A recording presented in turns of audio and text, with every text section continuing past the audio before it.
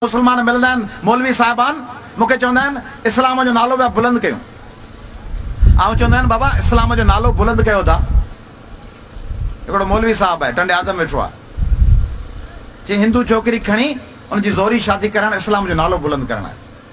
मूं चयो बाबा इस्लाम जो तइदाद वधाइणो आहे त मौलवी साहिबु तुंहिंजी धीअ वेठी आहे की हिंदू छोकिरे खे संग ॾेई उनजो मज़हब मटाए त पोइ ख़बर पए त इस्लाम जो नालो थो मटाई।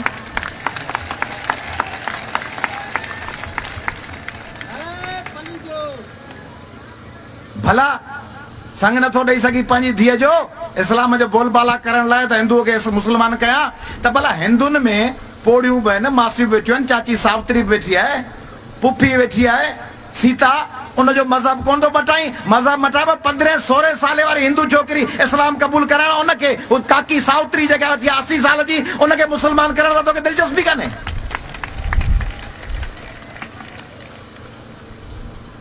इहो हुननि जी मजाल कीअं थी थिए? इस्लाम त हिकिड़ो मोहब्बत जो मज़हब आहे। इस्लाम खे मुलनि अची इंटरप्रेट ईअं कयो आहे, इस्लाम में त आहे ला इकराह फि दीन, दीन में को जबर कोन्हे। क़ुरान पाक में त आहे त लकुम दीनुकुम वलिद्दीन, तुंहिंजो दीन तोसां मुंहिंजो दीन मूंसां।